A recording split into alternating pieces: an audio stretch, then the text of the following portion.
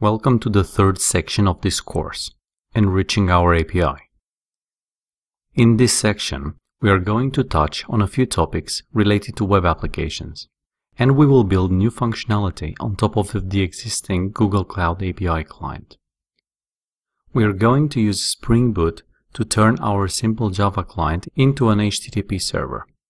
We are then going to further explore the sentiment analysis API offered by Google to break down the sentiment for each component sentence in a given text.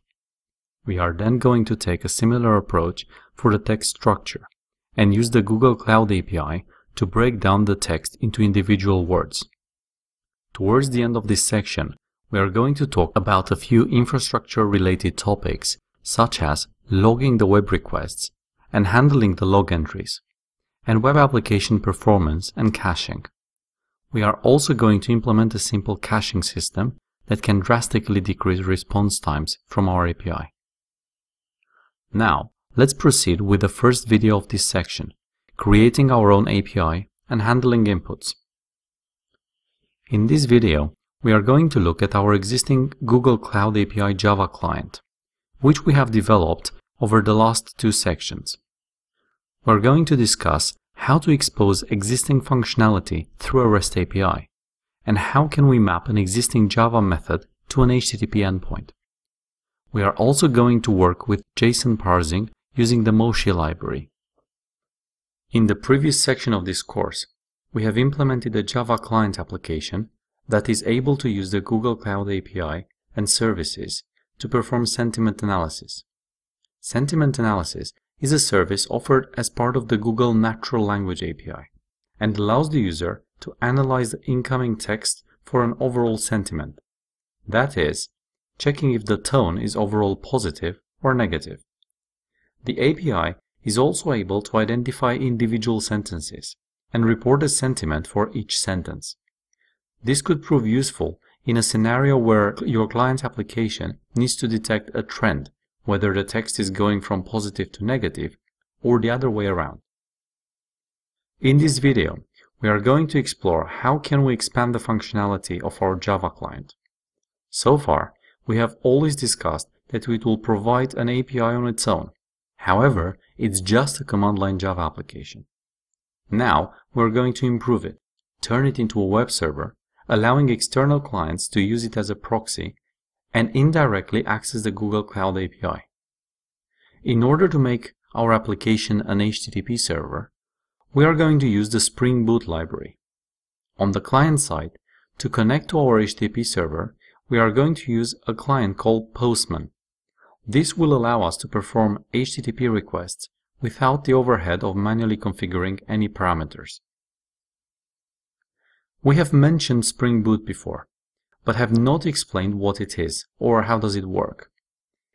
Spring Boot is a Java framework that enables standard applications to become web servers with minimal configuration around this.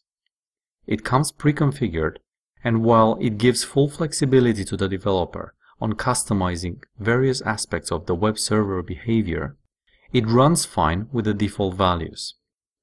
From a Java code perspective, it has two jobs. The first one is mapping existing Java methods to HTTP endpoints, passing the HTTP parameters to Java method parameters, and handling the return values the other way.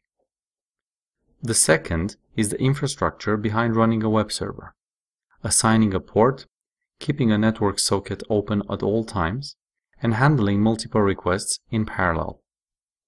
Once we start using it in code, you will notice that it is heavily using annotations. These are tags used for methods and variables that give those special meanings or behaviors.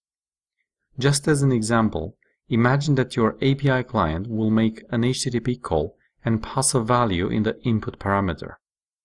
In order to handle that in our Java code, our method needs to have a parameter with a matching name, input, and annotated with request param.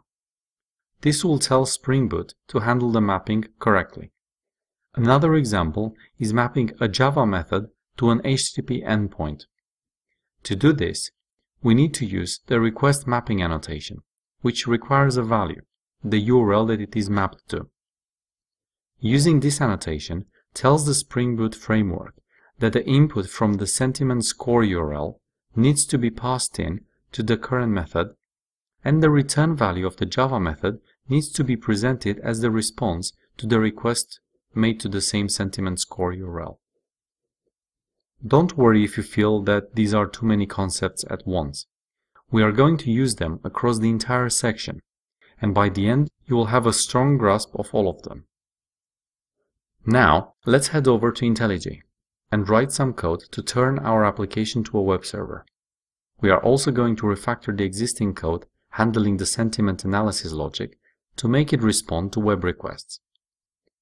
We will start our coding exercise where we left in the last section.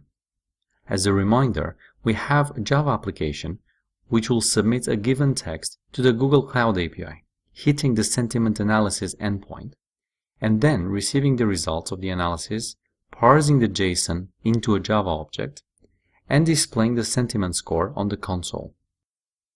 As mentioned in the previous slides, the first step that we need to take in order to turn our application into a web server is to start using Spring Boot.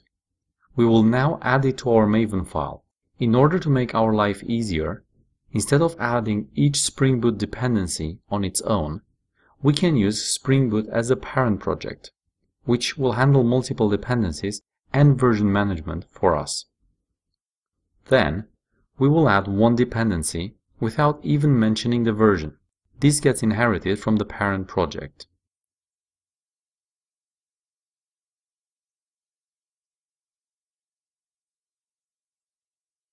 Moving on to the Java code. We first need to move most of the existing logic to a separate method.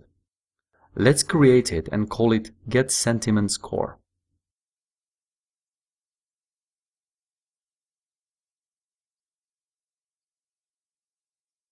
After moving the code over, we will notice that we need to pass in an HTTP client and the input string that we need to analyze.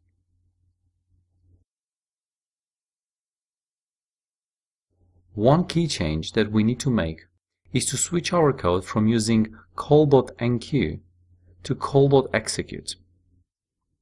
Call.execute is a synchronous way to make a call and wait for the result.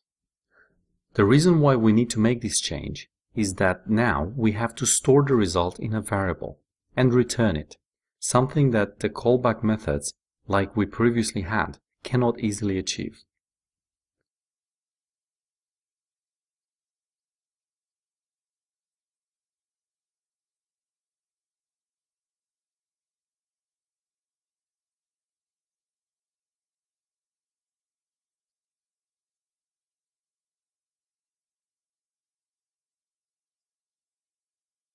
Once we are done with this change and are returning the result as an optional double, let's move to the rest of our application.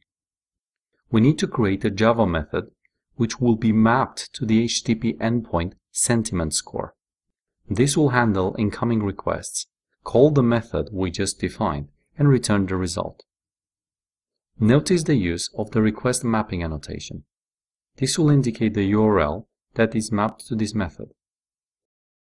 Inside the method, we need to create a new HTTP client and call the getSentimentScore method by passing in the HTTP client and the input. Notice as well the use of the request param annotation ahead of the input parameter. One last thing that we need to do in order to turn this application into a web server is to add a few lines of boilerplate code to invoke the Spring Boot framework. We need to add one line inside the main method. This will actually start the server. Then we need to annotate the class with @controller and @enableAutoConfiguration.